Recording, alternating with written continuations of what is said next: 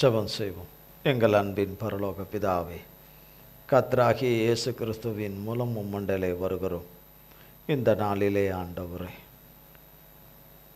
உம்முடைய சன்னிதானத்திலிருந்து எங்களுக்கு புறப்பட்டு வருகிற உம்முடைய வார்த்தையாகிய சத்திய வசனமாகிய ஆகாரம்,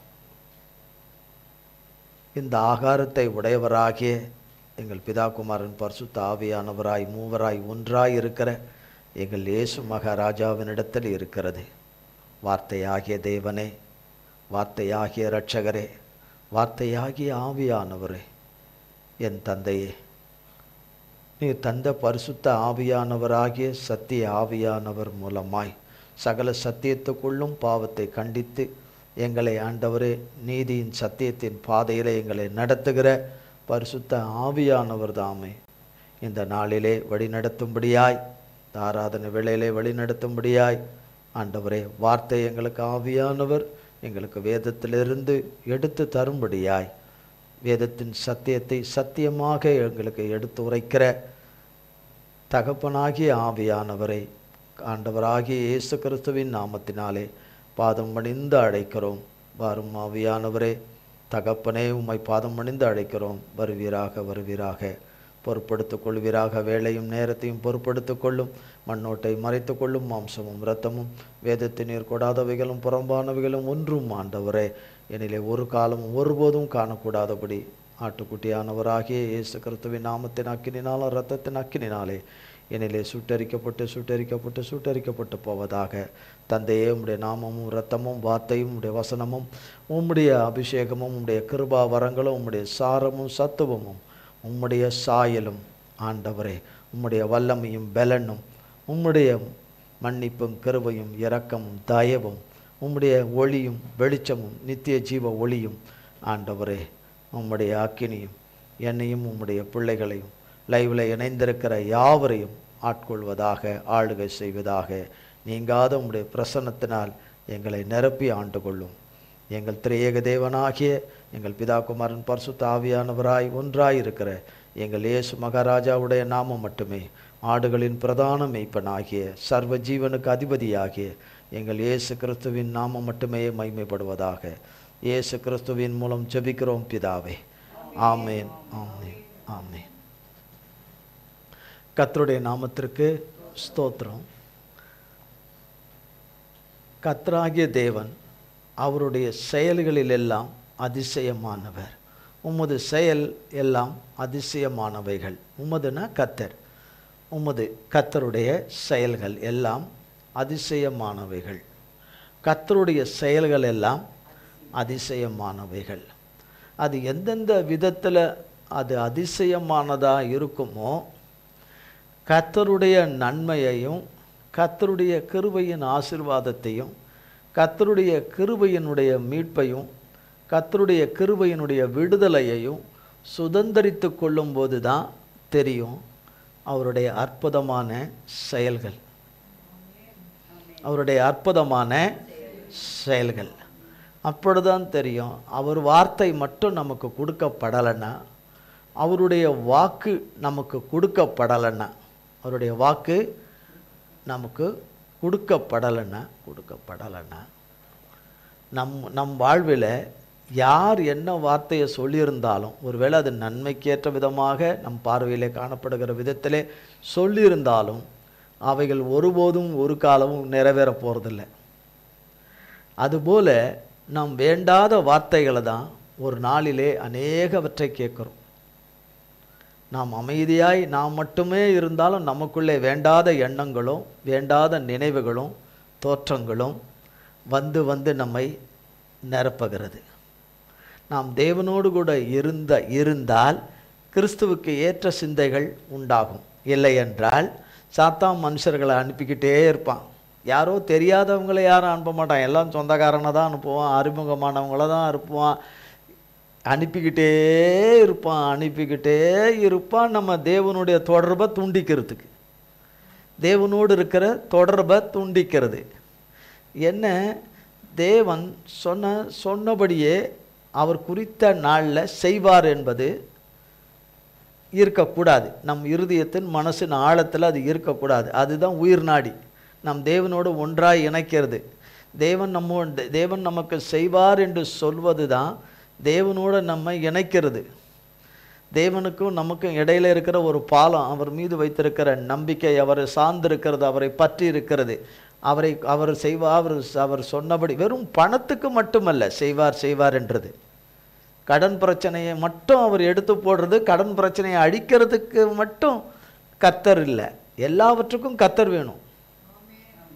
கடன் பிரச்சனை தீர்ந்துட்டா மட்டும் கர்த்தர் வேண்டாமா?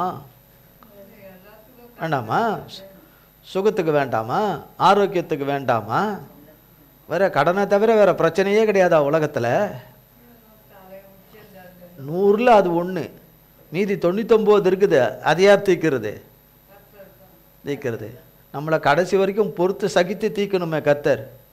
நம்மளை அவரை சகித்து தீர்க்கணுமே. நம்மளை சகிக்கிறாரே.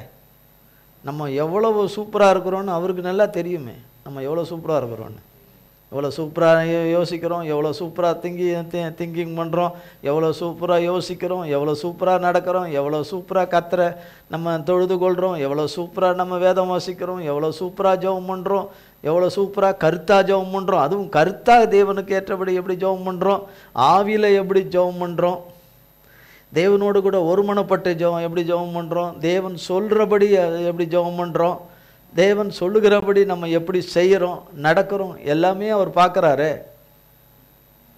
அதிலெல்லாம் நம்ம பெரும்பாலும் தேடுறதே கிடையாது. ஆனாலும் கூட அவர் நம்மை கரம் பிடித்து தம்முடைய அன்பின் கயிறினாலே கட்டி நம்மை நடத்துகிறாரு.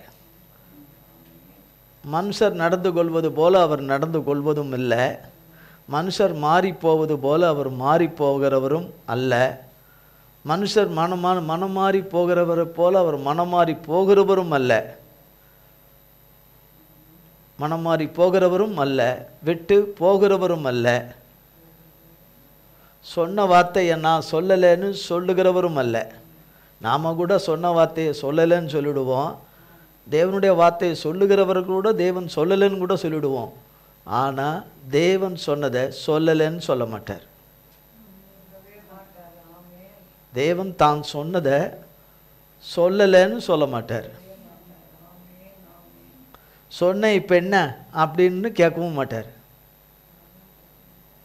நம்ம சொல்கிறோம்ல, சொன்னேன் இப்போ என்ன போ, ஆமாம் சொன்னேன் இப்போ என்ன அப்படின்னு நம்ம பேசுகிறோம்ல, அந்த மாதிரி பேச மாட்டார். அந்த மாதிரி தகப்பன் பேச மாட்டார்.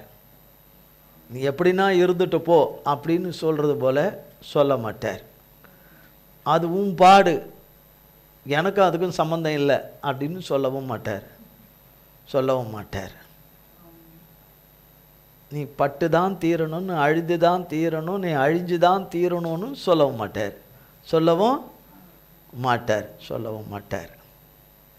எப்படியோ பழிச்சுக்குவாங்க, எப்படியோ இருந்துக்குவாங்க, எப்படியோ வாழ்ந்துக்குவாங்கன்னு எப்படியோன்னு சொல்ல மாட்டார். இது எல்லாம் மனுஷராகிய நாம் சொல்கிறது, அவர் சொல்கிறது இல்லை, நாம் சொல்கிறது.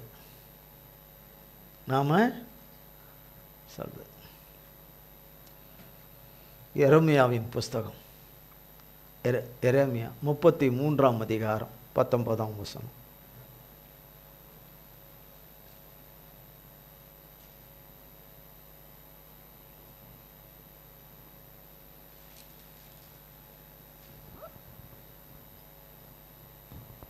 பின்னும் எரேமியாவுக்கு கர்த்தருடைய வார்த்தை உண்டாகி. எரேமியா 32ஆம் அதிகாரம் 19ஆம் வசனம்.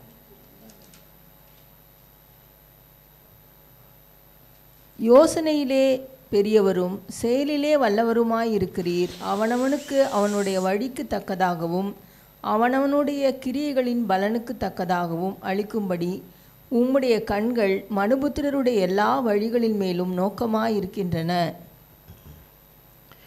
யோசனையிலே பெரியவரும் செயலிலே வல்லவருமாய் இருக்கிறவர் செய்கிற வரைக்கும் வாயில் விரலை வச்சுக்கிட்டு அமைதியாக இருக்கணும். இருக்க மாட்டேன், பண்ண மாட்டேன் அப்படின்னு குதித்தோம்னா குதிக்கிறவங்களுக்கு தான் ஆபத்து. கர்த்தருக்கு என்ன ஆபத்து இருக்குது? அவர்கிட்ட யாரும் நெருங்கி வரவே முடியாதே. அவர் சொல்கிறபடியெல்லாம் செய்தோம்னா, நடந்தோம்னா, அவர் சொல்கிறபடியெல்லாம் இருந்தால் நமக்கு பரலோகம் நிச்சயம். அவர் சொல்கிறபடி, அவர்னா யார்? கர்த்தராகிய இயேசு கிறிஸ்து. பரலோகம் தேவனாகிய, நித்திய ஜீவனை உடையவராகிய, நித்திய ஜீவனை தருகிறவராகிய அவர் சொல்கிறபடி இருந்தால், அவர் சொல்கிறபடி நடந்து அதில் நிலைத்தோமானால் நிச்சயமாக அவரால் நமக்கு பரலோகம் நிச்சயம். அவராலே நிச்சயம். ஆமேன் வருது ரொம்ப கஷ்டமாக இருக்கும். ஆமேனை சொல்லி கஷ்டப்பட்டு வர வைக்கிறதுக்கு நான் முயற்சி பண்ணுறதுக்கு நான் தயாராக இல்லை. யோசனையிலே பெரியவரும் செயலிலே வல்லவருமாய் இருக்கிறார். வெறும் வேத எழுத்தோடு போயிருந்தா இராதபடி, எழுதப்பட்டபடி அதை நம்புகிறவர்களுக்கு அவர் செய்கிறார். அவங்க சொன்னாங்க, இவங்க சொன்னாங்க, அவங்க சொன்னாங்க, அவங்க சொன்னாங்க, இவங்க சொன்னாங்கன்னே போனோம்னா நம்ம கடைசி வரைக்கும் இப்படியே இருந்து நரகத்துக்கு தான் போவோம். இப்படியே இருந்துட்டு எங்கே தான் போவோம்? நரகத்துக்கு தான் போவோம், பரலோகத்துக்கு போக மாட்டோம். அவர் சொல்லியிருக்கிறார், அவர் சொல்லியிருக்கிறார். அவர்னா யார்? நான் உங்களுக்கு பக்கத்து வீட்டுக்காரர் ஏற்று வீட்டுக்காரெலாம் சொல்ல மாட்டேன். எல்லாமே பக்கத்து வீட்டுக்காரர் ஏற்று வீட்டுக்காரெலாம் இதை கேட்குறவங்க தான் அவங்க. பக்கத்து வீட்டுக்காரங்க ஏற்று வீட்டுக்காரங்கெல்லாம் சொல்கிறோமே, அவங்களா சொன்னாங்கன்னு சொல்லிட்டு, அதெல்லாம் யார்? இதை கேட்குறவங்க தான் பக்கத்து வீட்டுக்காரங்க, ஏற்று வீட்டுக்காரங்க எல்லாருமே அவங்களே தான். ஒரே ஆள் தான் பக்கத்து வீட்டுக்காரங்க, ஏற்று வீட்டுக்காரங்க, பின்னாடி வீட்டுக்காரங்க எல்லாருமே. அப்போ அவர் சொல்கிறபடி அவர் எனக்கு சொல்லியிருக்கிறார். அவர் எனக்கு சொல்லியிருக்கிறார். சொன்னவர் யாரு? கர்த்தராகிய இயேசு கிறிஸ்து. சொன்னவரை நம்ம எங்கே பார்த்தோம்? சொன்னவரை போய் நம்ம எங்கே பார்த்தோம்? பார்க்கவே இல்லையே. அப்புறம் எப்படி அவரை நம்புறது? அப்படிலாம் ஒன்றும் இல்லை. நம்பி தான் ஆகணுன்ற கட்டாயம்லாம் ஒன்றும் கிடையாது. அவரை எங்கே பார்த்தோம்? அவரை அப்புறம் எப்படி நம்புறது அவரை?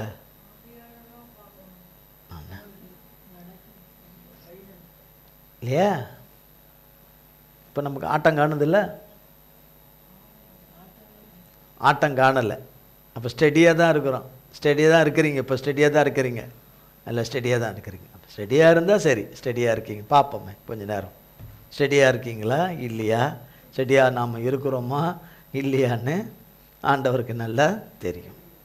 இப்போ ஆண்டவரை பார்க்கலை, ஆனால் அவர் இருக்கிறாருன்னு நம்புகிறோம். அதெல்லாம் எதில் நம்ம பார்க்குறோம்? அவர் செய்கிற செயலின் மூலமாக. அவர் செய்கிற செயலை தான் அற்புதம்னு சொல்கிறோம். சுகம் ஆகிறதுக்கு ஒரு வருஷம் ஆகும். சுகம் ஆகுறதுன்றது ஒரு வாரத்தில் ஆயிடுச்சுன்னா என்னது இது? ஒரு வருஷம் ஆகும் டாக்டர் சொல்லிட்டாரு, பூமியில் இருக்க டாக்டர் சொல்லிட்டாரு. ஆனால் உங்களுக்கு ஒரு வாரத்தில் சுகமாயிருச்சு. அது என்னது? அதுக்கு என்னது? அற்புதம். அது என்னது? அற்புதம். அது என்னது? அதிசயம். அது கர்த்தர் செய்த அதிசயம். அது செய்த அதிசயம். மெடிக்கல் ரிப்போர்ட் வருது, கேன்சர்னு வருது. அந்த ரிப்போர்ட் வாங்குறவங்க சம்மந்தப்பட்டவங்க, கேன்சர் நோயில் சம்மந்தப்பட்டவங்க வாங்குறாங்க, அந்த ரிப்போர்ட்டை வாங்குறாங்க. வாங்கினவங்களுக்கு எப்படி இருக்கும்? வாங்களுக்கு எப்படி இருக்கும்? கர்த்தர் கேன்சரை கொடுத்தார், கர்த்தருக்கு ஸ்தோத்திரம் அப்படியா சொல்லுவோம்? கர்த்தரா கேன்சர் கொடுக்குறாரு? இல்லை. வந்த உடனே நம்ம மனநிலை எப்படி இருக்கும்? கொஞ்சம் ஒரு மாதிரியாக இருக்கும். ஒரு கட்டடத்து மேலே 15 மாடி கட்டடத்தில் குண்டை போட்ட மாதிரி இருக்கும். குண்டு போட்டால் கட்டடம் என்ன ஆகும்? ஜன்னல்லாம் உடையல, எல்லாமே உடையல. அந்த மாதிரி உள்ளம் உடஞ்சிரும். உள்ளம் கம்ப்ளீட்டாக உடஞ்சிரும். ஆனால் அவங்க தேவனை நோக்கி கூப்பிட்டு கதறாங்க, மன்னிப்பு கேட்டு கதறாங்க. தேவனை நோக்கி, ஏசப்பாவை நோக்கி கதறாங்க. ஏசப்பாவை நோக்கி கதறாங்க, அழுவுறாங்க. அவங்களுக்காகவும் அவங்க நன்மையை விரும்புகிற தேவனுடைய பிள்ளைகளும் தேவனை நோக்கி ஜெபிக்கிறாங்க, கதறாங்க. தேவன் ஜெபத்தை கேட்டாரா இல்லையான்னு நமக்கு தெரியாது. ஆனால் ஜெபம் பண்ணாங்க, உண்மையாக ஜெபம் பண்ணாங்க. ரிப்போர்ட் இப்படி வந்துருச்சு. 6 மாதம் மிஞ்சி போனால் அதிகபட்சம் 6 மாதத்துக்கு மேலே இருக்க மாட்டாங்க. 6 மாதத்துக்கு மேலே இருக்க மாட்டாங்க.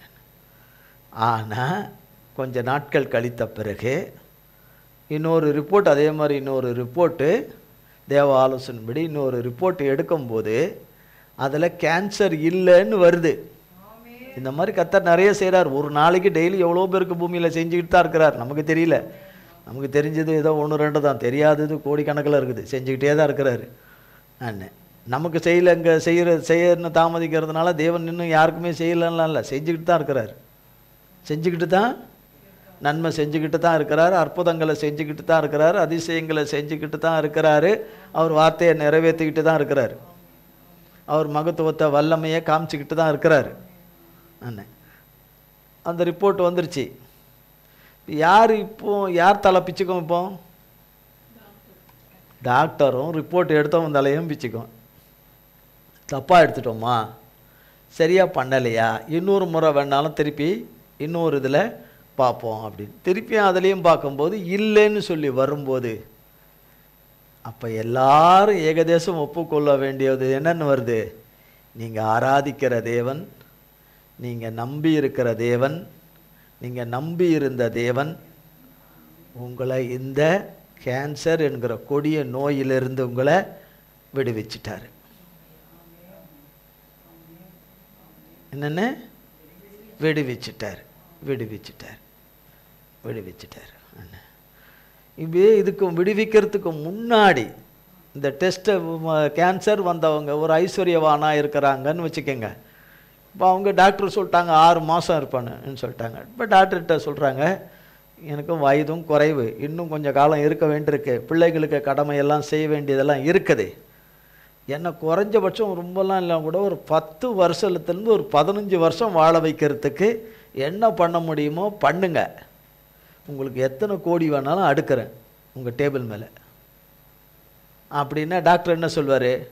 நான் உங்களை காப்பாற்றிடுறேன், நான் உங்களை ஒரு வருஷத்துக்கு 1 கோடி, 15 வருஷமாக 15 கோடி கொடுங்க, நான் உங்களை என்ன செய்துறேன்? காப்பாற்றிடுறேன்னு சொல்வாரா டாக்டரு? ஏமாத்திர டாக்டர் வேணால் ஏதாவது ஒன்று பண்ணலாம், ஆனால் உண்மையான டாக்டர் சொல்வாரா? சொல்ல மாட்டார். அப்படி ஆகுமா? அப்படி வச்சா ஆகுமா? உலகத்தில் இருக்கிற அத்தனை ஐஸ்வர்யத்தை கொடுத்தாலும் ஆகாது. அப்போ அந்த ஏரியா இருக்குல்ல, அப்போ தேவனுடைய நாமமும் தேவனுடைய வார்த்தையும் தேவனுடைய ரத்தமும் கேன்சர்லேருந்து விடுவிக்குது. அதுக்கு எத்தனை கோடி கொடுத்து சரி கட்ட முடியும்? வாங்க முடியுமா? இயேசுவின் நாமத்தை பணத்தை கொடுத்து, இயேசுவின் வார்த்தையை வாங்க முடியுமா பணத்தை கொடுத்து? அவருடைய விலையேற பெற்ற இரத்தத்தை வாங்க முடியுமா? வாங்க முடியாதில்ல. இது எல்லாமே நமக்கு பிதாவாகிய தேவன் தம்முடைய குமாரனாகிய இயேசு கிறிஸ்துவின் மூலமாய் இலவசமாய் கொடுத்திருக்கிறார். ஆனால் ஆண்டவரோடு இருந்தாதான், ஆண்டவர் வார்த்தை எனக்குள்ள இருந்து ஆண்டவர் பிள்ளையா நான் நடந்தாதான் இயேசுவின் நாமமும் வேலை செய்யும், இயேசுவின் வார்த்தையும் வேலை செய்யும், இயேசுவின் ரத்தமும் வேலை செய்யும். இல்லைன்னா வேலை செய்யாது. இயேசுவின் நாமும் அப்போதான் இயேசுவின் நாமத்தினால நீங்கள் கட்டவிழ்க்கப்படுகிறது வேலை செய்யும். இல்லைன்னா நான் இயேசுவின் நாமத்தை எவ்வளவோ சொல்கிறேன், லூக்கா 10:19 எவ்வளவோ சொல்கிறான்னா வேலை செய்யாது. லூக்கா 10:19 வேலை செய்யாது. கர்த்தர் சொல்கிற பிள்ளையாக நடந்துக்கிட்டால் தான் லூக்கா 10:19 வேலை செய்யும். இல்லைன்னா லூக்கா 10:19 வேலை செய்யாது. லூக்கா 10:19 வேலை செய்யாது. புரியுதுங்களா? லோத்தின் மனைவியை போல ஆகாதிருப்பீர்களாக. கர்த்தர் எவ்வளோ காலமாக பிரசங்கம் பண்ணுறார். லோத்தின் மனைவியை போல ஆகாதிருப்பீர்களாக, பின்னிட்டு பாராதபடி ஆகாதிருப்பேன். நான் எப்பவுமே லோத்து மனைவி தான், லோத்தாக இருக்கட்டும், லோத்து மனைவியாக நான் இருந்துக்கிறேன்னு சொன்னால் சரி வராது. எவ்வளோ சொன்னாலும் நான் அப்படி தான் இருப்பேன். எத்தனை பிரசங்கத்தில் சொன்னாலும், என்ன சத்தம் கேட்டாலும், ஏது கேட்டாலும் தேவ வார்த்தையை நோக்கி பாரு, தேவனுடைய வார்த்தையை கேட்குறதுல கவனமாக இரு இன்னும் எவ்வளோ சொன்னாலும் நீ சொன்னால் சொல்லிட்டு போ. அது சொல்கிறது ஆணாக இருக்கலாம், சில நேரங்களில் வயது மிகுந்தவங்களாக இருக்கலாம். சொல்கிறவங்க வயது மிகுந்தவங்க யாராவது வந்து கர்த்தருடைய செய்தியை சொல்லலாம். நீ யாராக இருந்தால் எனக்கு என்ன, நான் கேட்கணுன்னு அவசியம் இல்லை, நீ சொல்கிறது சொல்லு, நான் கேட்குறது கேட்காது, இது ஏன் இஷ்டம் அப்படின்னு தான் நம்ம போகிறோம்.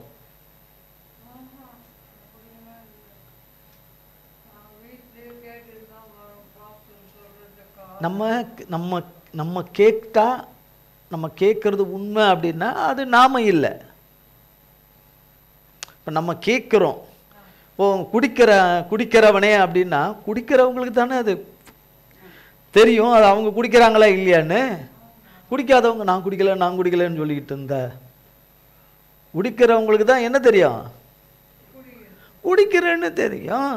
குடிக்காதவங்க நான் குடிக்கலன்னு சொல்லலையே. நீ குடிச்சேன்னு நான் சொன்னார் அவர் இல்லையே. நீ இந்த பழக்கத்தில் இருக்கிறேன்னு சொன்னால் அந்த பழக்கத்தில் இருந்தால் அந்த பழக்கத்தை விட்டுடுன்னு சொல்கிறாரு, அவ்வளோதான். இந்த பழக்கத்தை விட்டுடுன்னு சொல்கிறார். இப்போ என்ன சொன்னார்? இப்போ இதுக்கு முன்னாடி என்ன வார்த்தையில் இப்போ பேசிட்டு வந்தார்? இப்போ இந்த 2 வார்த்தைக்கு முன்னாடி என்ன வார்த்தையை பேசிட்டு வந்தார்? இப்போ கிளியா கேன்சரை பற்றி சொன்னார். கேன்சரை பற்றி சொன்னார். இப்போ 6 மாதத்தில் இறந்துருவீங்கன்னு சொல்லப்பட்ட அந்த ரிப்போர்ட்டு, 6 மாதத்தில் இறந்துருவீங்கன்னு சொல்லப்பட்ட அந்த ரிப்போர்ட்டை கேட்ட மாத்திரத்தில் அந்த உள்ளம் தூள் தூளாக உடஞ்சிரும். அது எந்த வயது உள்ளவங்களோ இருதயம் என்னவாயிரம்னு தூள் தூளாக உடஞ்சிரும். எத்தனை பேர் சொல்லி தேத்தினாலும் கூட அந்த இருதயத்தினுடைய துக்கம் ஆறாது. எதனால் வந்தது இந்த கேன்சர், என்ன வந்ததெல்லாம் ஆராய போனால் அது நிறைய இருக்கும். அது எந்த அடிப்படையிலலாம் வரும், எந்த பழக்க வழக்கங்களே இல்லாதவங்களுக்கும் வரும். அது இதுதான் அப்படிதான்றதெல்லாம் கிடையாது அப்படின்னு சொல்லிட்டு நான் முன்னமே தெரியாமல் போச்சு, ஆரம்பத்திலே தெரியாமல் போச்சு, அது தெரியாத போட்டு என்ன குழப்பிக்கிட்டாலும் வந்துடுச்சு இல்லையா. 6 மாதம்னு சொல்லிட்டாங்க. இப்போ முடிவு கட்டிட்டாங்க, மருத்துவத்தில் முடிவு கட்டிட்டாங்க. வர சொந்தக்காரங்களாம் என்ன செய்வாங்க, இந்த 6 மாதம் நல்லபடியாக இருந்துக்கோ சந்தோஷமாக. என்ன சந்தோஷமாக இருக்க முடியும்? அல்ல அங்கே இருக்கிறவங்கள பார்த்து நீங்கள் அவங்கள 6 மாதத்துக்கு சந்தோஷமாக வச்சுக்கிங்கன்னு. இங்கே எத்தனையோ வருஷமாக அவங்கள சந்தோஷமாக வச்சுக்கல, இவங்களாலையும் மற்றவங்க சந்தோஷமாகவும் இல்லை. கேன்சர் வியாதியில் பாதிக்கப்பட்டவங்களும் சந்தோஷமாக இல்லை. என் வீடு காப்பாற்றுமா, என் பங்களா காப்பாற்றுமா, என் காரு காப்பாற்றுமா, என் பேங்க் பேலன்ஸ் காப்பாற்றுமா? மருத்துவத்துக்கு செலவு பண்ணும் பணம் கண்டிப்பாக தேவை, கண்டிப்பாக எல்லா காரியத்துக்கும் தேவை, அதில் எந்த டவுட்டே கிடையாது, கண்டிப்பாக தேவை. அதனால தான் தேவன் வச்சிருக்கிறாரு. ஆனால் பிரதானமாக தேவை கர்த்தர். பிரதானமானவராய் நமக்கு வேண்டியவர், முதன்மையானவர் கர்த்தர். அதுக்கு அவருக்கு பிறகுதான் மற்றதெல்லாம். அப்படி இருக்கும்போது அவங்க கர்த்தரை நோக்கி கதறி மன்னிப்பு கேட்டு கதறி பாவ அறிக்கையை செய்து கர்த்தர்கிட்ட கதறாங்க. அவங்களுக்கு வேண்டியவங்க கர்த்தர்கிட்ட கதறாங்க. ஜெபத்தை கர்த்தர் கேட்டாரா இல்லையான்னு எப்போ தெரிய வரும்? இந்த ரிசல்ட் வந்தது பாருங்க. அடுத்த ரிப்போர்ட்டு திருப்பி மறுபடியும் பார்க்க போகும்போது கேன்சர் இல்லைன்னு, இன்னொரு தடவையும் பார்த்தாலும் கேன்சர் இல்லைன்னு. அதுதான் அற்புதம், அதுதான் அதிசயம். ஒரு கட்டி உடம்புல வந்துட்டாலே எடுத்ததுமே எல்லாருக்கும் மைண்டில் தோன்றுறது என்ன? கேன்சர். கட்டி வந்துட்டாலே என்ன, உடம்புல கட்டி வந்துட்டாலே. சக்கரை வியாதி உள்ளவங்களுக்கு என்ன பிரச்சனை? புண்ணு வந்துட்டாலே என்ன உடனே வந்துடும், காலை எடுக்கணும் கை எடுக்கணும்னு அந்த பயம். புண்ணு வந்தால் அது உள்ளே ஓட்டம் போட்டுக்கிட்டு உள்ளே போயிடணும் அந்த பயம். ஒவ்வொருத்தருக்கும் ஒரு மாதிரி. அப்போ கட்டி வந்துட்டாலே பயாப்சி ரிசல்ட் எடுக்கணும்னு சொன்னாலே போச்சு, முடிஞ்சு போச்சு. பயாப்சி ரிசல்ட் பயாப்சின்னா தெரியுமா? தெரியாதோ? சரி, தெரியலன்னா பரவாயில்ல. பயாப்சி ரிசல்ட் எடுத்தாலும் ரிப்போர்ட்டு பார்த்தாலும் எடுக்கணும்னு டாக்டர் சொன்னாலே உடனே பயம். என்னது? தீராத ஒரு வியாதி வந்துருச்சு, மரணத்துக்கு ஏதுவான வியாதி வந்துருச்சுன்னு. ஆனால் அப்படி கிடையாது. அது ஒரு சந்தேகத்தை சரி செய்வதற்காக பண்ணுகிறது. அதெல்லாம் ஒன்றுமே இல்லை, பார்த்துட்டோம் ஒன்றுமே இல்லை, எல்லா டெஸ்ட்டும் பார்த்தோம் ஒன்றும் இல்லை அப்படின்னு அந்த பயத்திலேருந்து நம்மளை நீங்களாக்கினது ஒரு அற்புதம். நாம் பயந்த பயம் நேரிடாமல் இருந்தது தேவனுடைய அற்புதம். அப்போ அவருடைய செயல் அப்போது நம்ம உடம்புல கேன்சர் எப்போ சுகமாச்சுன்னு நமக்கு இப்போ ரிப்போர்ட்டு பார்க்குறோம், அதில் இல்லைன்னு வருது. இந்த மாதிரி நிறைய செய்திருக்கிறார் கர்த்தர் நமக்கு கொடுத்த ஊழியத்தில், அவருடைய ஊழியத்தில் நிறைய அற்புதங்களை செய்திருக்கிறார். அந்த பாதிக்கப்பட்டவங்களுக்கு உடம்புல அந்த அற்புதமான சுகம் எந்த நேரத்தில் நடந்ததுன்னே தெரியாது. இப்போ கட்டடம் கேன்சர் வியாதின்னு கேட்ட மாத்திரத்திலே உள்ளம் உடஞ்சிருச்சு, துக்குள் தூரா, இனி வாழ்க்கை போயிடுச்சுன்னு உடஞ்சிருச்சு. அது யாராலும் கட்ட முடியாது, யார் வார்த்தையாலும் கட்ட முடியாது, கர்த்தரை தவிர யார் வார்த்தையாலும் கட்ட முடியாது அவங்கள. ஆனால் இந்த இது இல்லைன்ற ரிப்போர்ட் வந்துருச்சு, 1க்கு 2 தடவை வந்துருச்சு இந்த ரிப்போர்ட்டுன்னும் போது அந்த உள்ளம் யாராலும் பழையபடி கட்டப்பட்டுடுச்சு, கர்த்தருக்கு ஏற்ற உள்ளமாக மாறிடுச்சு. இப்போ அதை விட கர்த்தருக்கு ஏற்ற உள்ளமாக, பிரியமான பிள்ளைகளாக நடந்து கொள்ளக்கூடிய ஒரு இருதயமாக, உள்ளமாக மாறிடுச்சு. இது தேவனுடைய அற்புத செயல். கீழே விழுந்து போன கண்ணாடி, தூளாக உடஞ்சி போன கண்ணாடியை எடுத்து உங்கள்கிட்ட கொடுத்துட்டு சாயங்காலம் வரேன், அதை திரும்ப கிளாஸாக மாற்றி வச்சுருங்க, நான் வந்து வாங்கிக்கிறேன், அதில் தண்ணி குடிக்கிறேன்னா பண்ண முடியுமா? மனுஷ சக்தியாலே நம்மளால் பண்ண முடியுமா? அதுபோல் தூளாக போன இருதயத்தை பழையபடி கிளாஸ் மாதிரி அப்படி மாற்றுறதுக்கு கர்த்தரால முடியும், கர்த்தரால மட்டும்தான் முடியும். 10 நிமிஷம் 5 நிமிஷத்துக்கு முன்னாடி தானே சொன்னார், ஸ்டெடியாக இருப்பீங்களா எல்லாரும்? இருந்தீங்கன்னா ரைட், இருந்தீங்க ஸ்டெடியாக இருப்பீங்களான்னா எல்லோரும் நாங்கள் ஸ்டெடியாக தான் இருக்கிறோம், நாங்கள் எங்கள் ஸ்டெடிக்கு முன்னாடி யார் நிற்க முடியும்னு நீங்கள் சரி. அப்போது அவருடைய செயல் எப்படி இருக்குன்னு நமக்கு தெரியாது, சுகம் எப்போ உள்ளே வந்ததுன்னு தெரியாது. நமக்கு கேன்சர்ன்றது திடீர்னு வந்துச்சு. எப்படி வந்துச்சு இல்லையா? திடீர்னு வந்துட்டு நமக்கு தெரியல. இப்போ சாப்பிடவே சரியாக சாப்பாடு இறங்கலை, முன்ன மாதிரி சரியாக சாப்பிட முடியல, கொள்ள முடியலன்றவங்களுக்கு எல்லாமா கேன்சரு? நீங்கள் அப்போவே டவுட் போட்டிருக்க வேண்டாம், கொஞ்சம் நீங்கள் சரியாகவே சாப்பிடலைன்னு சொன்ன எல்லாரும் அங்கே தான் இருக்கணும். எங்கே தான் இருக்கணும்? சாப்பிட்டது சரியாகவே ஜீரணம் ஆக மாட்டேங்குது, நெஞ்சு கரிச்சின்னே இருக்குது, அப்போவே இது கேன்சருக்கான ஒரு அடையாளம் தானே இது. நீங்கள் அப்போவே வந்திருக்கலாம் இல்லை அப்படின்னா அத்தனை பேர் அங்கே தான் இருக்கணும். சரி, உங்களுக்கு வயிறு கலக்கிக்கிட்டே இருக்குது, அப்பப்போ கலக்கிக்கிட்டே இருக்குது அடிக்கடி மாதத்தில், அப்படின்னும் போது நீங்கள் உடனே ஓடி வந்திருக்கணும்ல, அதுவும் அதுக்கான அடையாளம் தானே, நீங்கள் ஓடி வந்திருக்கணும்னு. சாப்பிட்டது சரியாக செரிக்காமல் வாந்தி அடிக்கடி வரக்கூடாது, அப்படி வந்திருந்தால் நீங்கள் அங்கே வந்திருக்கணுமே. அப்படின்னா எல்லாரும் எங்கே தான் இருக்கணும்? அப்படியே வச்சிருக்கிறார் கர்த்தர். ஆஸ்பத்திரியில் இருக்கிறாங்க, ஏகப்பட்ட ஜனங்கள் இருக்குது, கிருபையாக நம்மளை காத்துக்கிட்டு வராரு.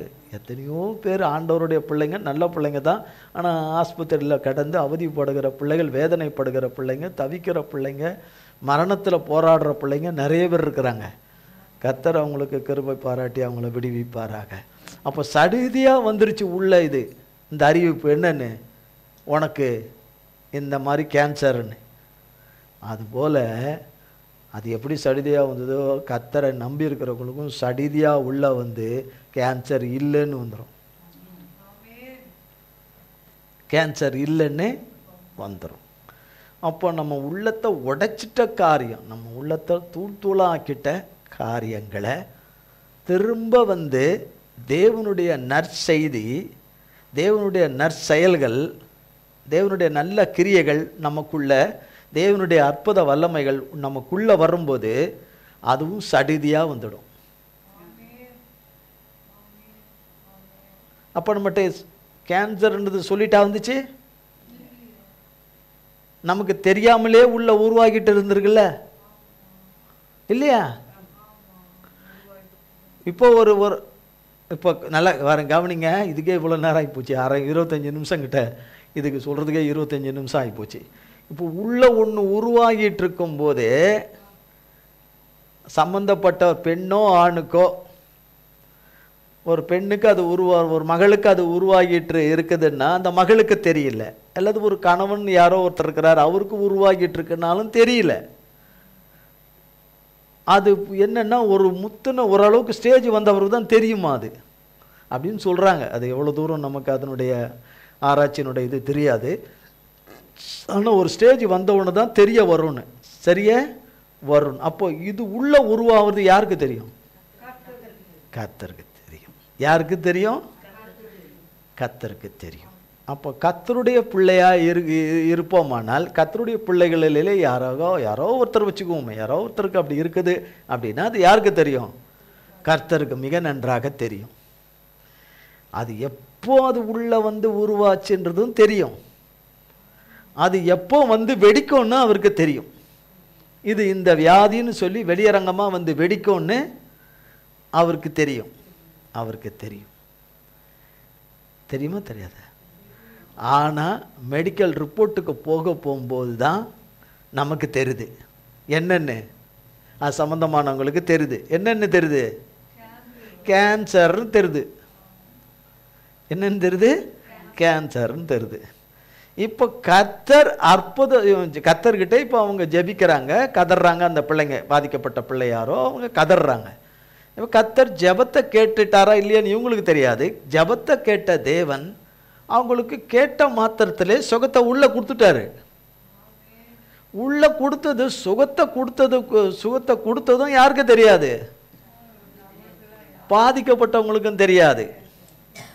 எப்படி கேன்சர் உருவாகும் போது அவங்களுக்கும் தெரியாதோ, அவங்க கூட வீட்டில் வாழ்கிறாங்களே அவங்களுக்கும் இவங்களுக்கு கேன்சர் உருவாகிருக்குன்னு தெரியல இல்லையா? கேன்சர் என்பது என்ன? ஆபத்து, தீமை, அது அழிக்கக்கூடிய தீய சக்தி. என்னது அது? அது என்னது? தீய சக்தி.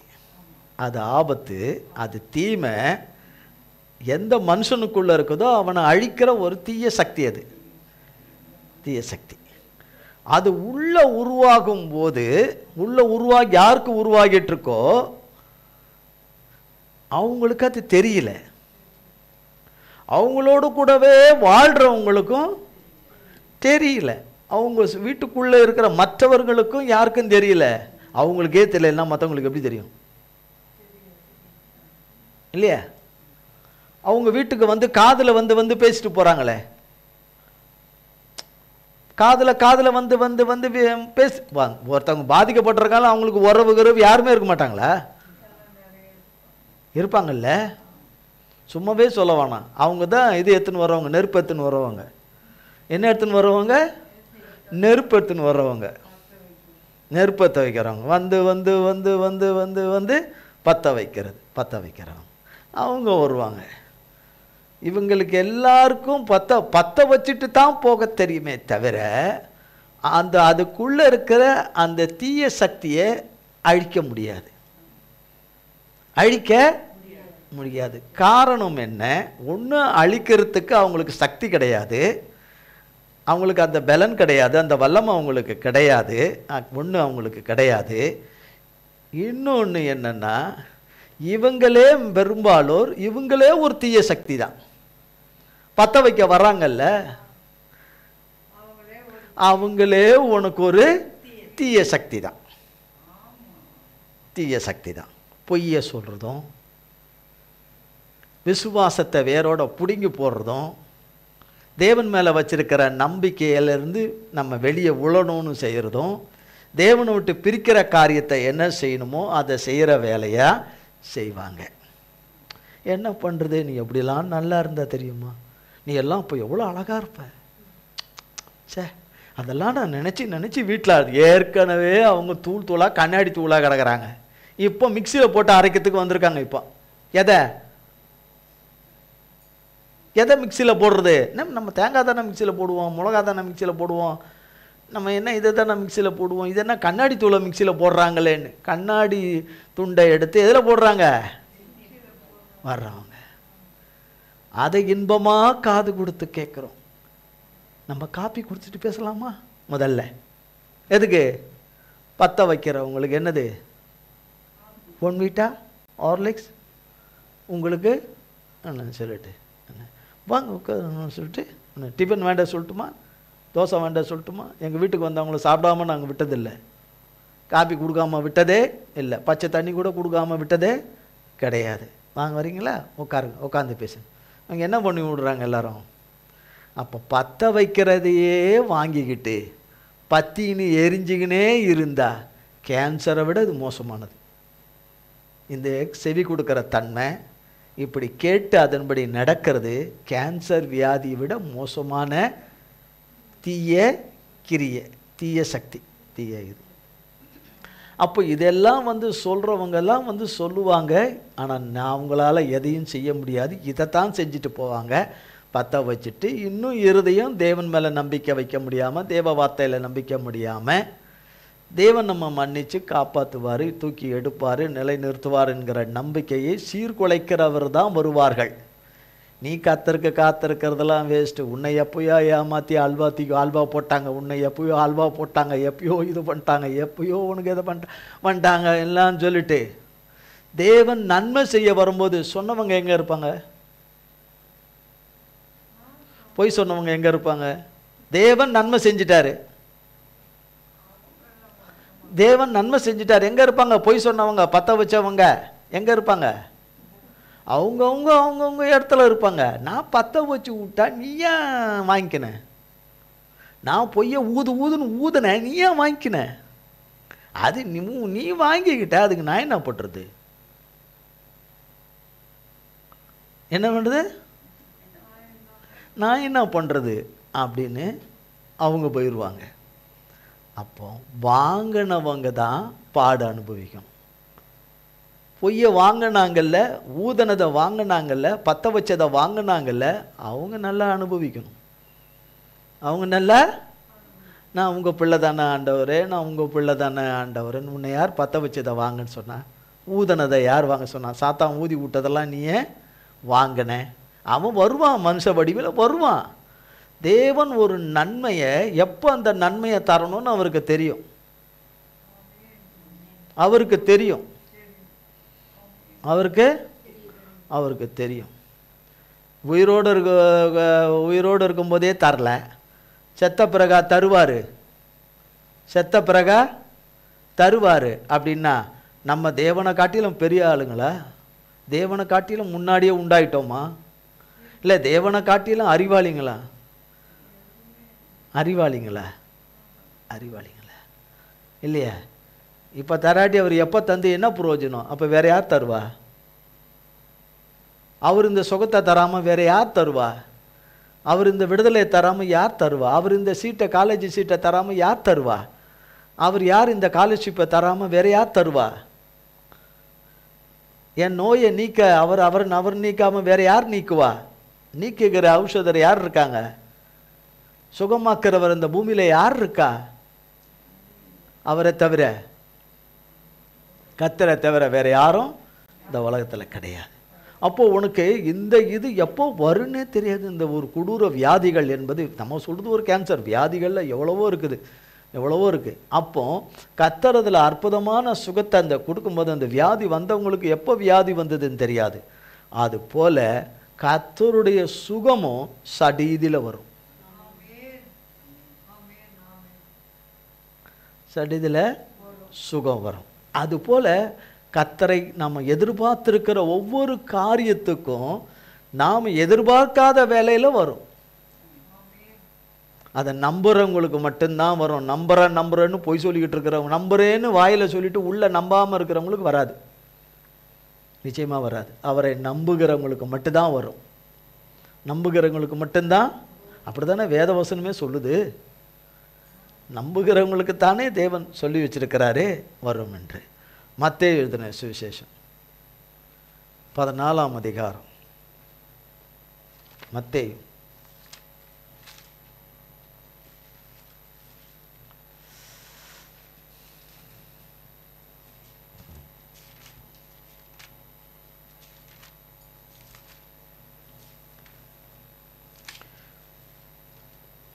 என்ன சொல்ல வந்தார்? இந்த கேன்சர் வியாதியின் மூலமாக என்ன சொல்ல வந்தார் தகப்பன்? என்ன சொல்ல வந்தார்? வசனம் நமக்கு தலைப்பு என்ன? கர்த்தருடைய செயல் எல்லாம் அதிசயமானது. கர்த்தருடைய செயல் அதிசயமானது அப்படின்னு சொல்லும்போது, தீமை உள்ள வரும்போது நமக்கு உள்ள வந்தது தெரியாது. அப்போ கூட இது இல்லையா, ஒரு விழிப்பு இல்லையா? தீமை உள்ள வந்துருதுங்க. கேன்சர் வியாதி உள்ள வந்துட்டு வரும்போது தெரியுமா, நான் வந்திருக்கிறேன், நான் இன்னார் வந்திருக்கிறேன், சரோஜம்மா நான் வந்திருக்கிறேன் வரட்டான்னு கேக்குதா? கோகிலா நான் வரட்டான்னு கேக்குதா? கோகிலா நான் உள்ள வரட்டான்னு? பாவம் சின்ன பிள்ளையாச்சா கோகிலா அப்படின்னு உள்ள வருது, அது கேட்டுட்டு வருது, அது பர்மிஷன் கேக்குது, அது கேக்குதா? கேட்காம தானே உள்ள வருது. ஆனா பார்க்கிறவருக்கு தெரியுது கேட்காம உள்ள வருது. கேன்சர் வியாதி போல நாம் தேவன் சொல்லாததை செய்யும் போது அதுவும் கேன்சர் வியாதி மாதிரி தான். தேவன் சொல்லாததை செய்யும் போது அதுவும் கேன்சர் மாதிரி தான். அதுவும் கேன்சர் மாதிரி தான். அப்போ உள்ள வந்துருச்சு. பார்க்கிறார் தேவன். அனுமதிக்காததை பிள்ளைங்க அனுமதிச்சதுனால வந்த அந்த வியாதியை அவர் மட்டும்தான் அழிக்க முடியும். அப்போ ஏன் அனுமதிச்சா, எதுக்கு அனுமதிச்சா? அனுமதிச்சிடாதேன்னு சொல்றதுக்கும் ஜாக்கிரதை இல்லாதவர்களாக இருந்துட்டு தேவன் பேரிலே குற்றம் முடிப்பதும், தேவன் பேரிலே தவறு சொல்வதும், தேவன் பேரிலே தப்பிதம் சொல்வதும் தவறு. எனக்கு ஏன் இந்த கேன்சர் வேதியை அனுமதிச்சிட்டீங்க, எனக்கு ஏன் எனக்கு வர விட்டீங்கன்னு சொல்றதும் தப்பு. தப்பு. இது எல்லாரும் யோபு இல்லை, எல்லாரும் யோபு இல்லை. நம்மளை பார்த்து சொல்லுவாரா, என் பிள்ளை நிற்பான், நான் தைரியமாக சாத்தான பூந்து விளையாடுன்னு, நான் ஜீவனை மட்டும் விட்டுட மாட்டோம்படி பூந்து விளையாடு, இந்த அம்மா கிட்ட பூந்து விளையாடுன்னு அனுமதிங்க ஆண்டவரை, நான் நிற்கிறேன்னு நிற்பீங்களா?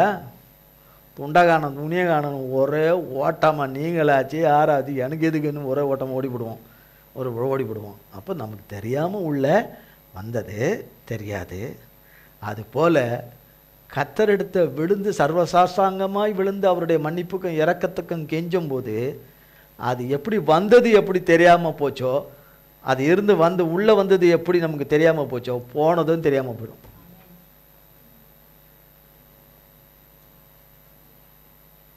ஒரு சலனமும் இல்லை. வந்ததும் எப்படி போயிடும்? அப்படியே போயிடும். உங்கள் சார்பில் நான் ஆமேன்னு சொல்லிடுறேன். ஆமே.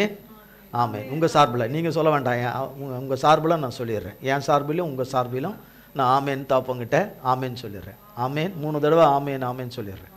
நீங்கள் கஷ்டப்படாதீங்க, நீங்கள் பாவம் கஷ்டப்படாதீங்க, தண்ணி குடிச்சிக்கோங்க. கர்த்தருக்கு ஸ்தோத்திரம். அப்படித்தான் ஒன்றும் உள்ள ஒரு பிசாசின் கட்டுகளாயிருக்கட்டும், பிசாசின் கிரியைகளாயிருக்கட்டும், எல்லாமே தீமை தான். தீமையாகிய சாத்தானது தான். படிக்க முடியாத நிலைமை, ஜபிக்க முடியாத நிலைமை, அதுவும் தீமை தான். உபாசிக்க முடியாமல் இருக்கிறதும் தீமை தான். சாத்தான் அது ஒரு கேன்சர் வியாதி. ஒரு வேளை கூட உபாசிக்க முடியாமல் இருக்கிறதும் அது ஒரு கேன்சர் வியாதி தான். ஒரு வேளை கூட உபவாசம் பண்ணாமல் இருக்கிறதும் என்னது காலையிலேருந்து கேன்சர் வியாதின்றாங்களே, என்ன இது அப்படின்னு உடனே சாத்தான் அந்த பக்கமாக கொண்டு போடுவான். கேன்சர்ன்றாங்களே, ஒருவேளை நம்ம யாருக்காவது இருக்குமோன்னு அந்த மாதிரி அந்த எண்ணத்தில் சொல்லலை. தாரணத்துக்கு சொல்கிறாரு கேன்சர்ன்றது. யாருக்கோ கேன்சர் இருக்கும் பொழுதுன்னு அப்படி போயிடாதீங்க. எங்கேயாவது அப்படி எதுவும் போயிடாதீங்க. நீங்கள் சொல்லி கொஞ்ச நேரத்துக்குள்ளே இடுப்பு பிடிச்சிக்கிற மாதிரி இருக்கும். ஐயோ உண்மையில் இருக்கும் பொழுது, வயிற்றில் ஏதோ இருக்கும் பொழுதுன்னு, வயிற்றில் இருக்கும் பொழுது இருக்குது. அதுதான் நமக்கு சொல்லாமல் கோகிலா சரோஜெல்லாம் சொன்னார் போல இருக்குதுன்னு. அந்த மாதிரிலாம் கிடையாது, அந்த மாதிரி கிடையாது. அதனால் அதெல்லாம் பார்த்துக்கணும். தொடர்ந்து பைபிள் படிக்காமல் இருக்கிறதும் ஒரு கேன்சர் வியாதி மாதிரி தான். தேவனை நோக்கி நம்மளை கண்டித்தாலும், நம்மளை தண்டித்தாலும், நம்ம நொறுக்கினாலும் அவர் தான் அப்பா. வேற எந்த அப்பாவும் கிடையாது நமக்கு, வேற அப்பா கிடையாது. அப்போ அந்த அப்பா அது நம்ம செய்யலை. நம்ம நேரப்பட நேரங்களை எல்லாம் வீணாக்கிக்கிட்டு இருக்கிறது ஒரு கேன்சர் வியாதி தான். நம்ம தேவையில்லாதது ஒன்றில் போய் நேரத்தை அதிகத்தனமாக நம்ம மணிக்கணக்கில் செலவு பண்ணிக்கிட்டு இருக்கிறதும் ஒரு கேன்சர் வியாதி தான். ஆராய்ஞ்சு யோசித்து பார்த்துக்கணும், அது கேன்சர் வியாதி தான். நம்ம தேவையில்லாமல் மனுஷரோடு மணிக்கணக்காக பேசிகிட்டு இருக்கிறதும் கேன்சர் வியாதி தான். தேவையில்லாமல் மனுஷரை வீட்டுக்கு வர வச்சு அங்கே பழக்கம் விட்டுக்கிட்டு இருக்கிறதும் கேன்சர் வியாதி தான். நமக்கு தீயை பற்ற வச்சு விடுறவங்களோடு கூட நம்ம சம்பாஷணைகளையும் நம்ம உறவு முறைகளையும் வச்சுக்கிட்டு அதன்படி நடந்தோம்னா கேன்சர் வியாதி தான், கேன்சர் வியாதி தான். அதில் எந்த சந்தேகமே இல்லை. சந்தேகமே ஒரு கேன்சர் வியாதி தான். இருமணமாக இருக்கிறது, இரட்டை மனம், இருமணமாக இருப்பதும் கேன்சர் வியாதி தான். இருமணமாக இருப்பதும் கேன்சர் வியாதி தான். தேவனுடைய வார்த்தையை நித்தமும் சந்தேகப்படுவதும் கேன்சர் வியாதி தான். தேவனுடைய வார்த்தையை நம்ப மறுப்பதும் கேன்சர் வியாதி தான். தேவன் நன்மை செய்வதும் இல்லை, தேவன் தீமை செய்வதும் இல்லை, ரெண்டுமே செய்ய மாட்டார் சொல்றதும் கேன்சர் வியாதி தான். எல்லாமே கேன்சர் வியாதி. செய்யவே மாட்டார்னு சொல்றது கேன்சர் முத்தி போன வியாதி. முத்தி போனது, ரொம்பவே முத்தி போன வியாதி. அப்போ தேவனுக்கு நான் காத்திருக்கவே மாட்டேன் அப்படின்னு சொல்றதும் கேன்சர் வியாதி தான். இதுதான் யோசித்து பார்த்து கொள்ளணும். என் கண்கள் நேற்றுக்கு வேதம் படித்ததா? நல்லா யோசித்து பார்த்துக்கணும். நேற்றுக்கு வேதம் படித்ததா? வேதம் நான் படிப்பதனால தேவனுக்கு நல்லதா கெட்டதா? தேவனுக்கு நல்லதா கெட்டதா? நான் பைபிள் படிப்பது தேவனுக்கு நல்லதா கெட்டதா? தேவனுக்கு நல்லது இல்லையா? நாம பைபிள் படிப்பது யாருக்கு நல்லது? தேவனுக்கா நல்லது? நான் சோறு திங்கிறது எனக்கு நல்லதா தேவனுக்கு நல்லதா? அப்போ நமக்கு தானே நல்லது. அப்போ தேவனுடைய வார்த்தை என்னது? ஜீவ ஆகாரம். தேவனுடைய வார்த்தை என்னது? அப்ப நான் சாப்பிட்டது யாருக்கு? எனக்கு தான். நமக்கு தான். 4 பேர் சேர்த்துக்கூடாது, எனக்கு தான், எனக்கு தான். நான் சாப்பிடுவது யாருக்கு? நான் தண்ணி குடிக்கிறது யார்? ஏசப்பாவுக்கா? ஏசப்பாவுக்கா போகுது தண்ணி? அவருக்கா தண்ணி தேவைப்படுது? எனக்கு தான் தண்ணி குடிக்கணும். நான் சாப்பிடணும், எனக்கு தான் சாப்பிடணும். வேத வசனத்தை சாப்பிடுவது எனக்கு சாப்பிடுவது என் ஆவி ஆத்மாவுக்கு.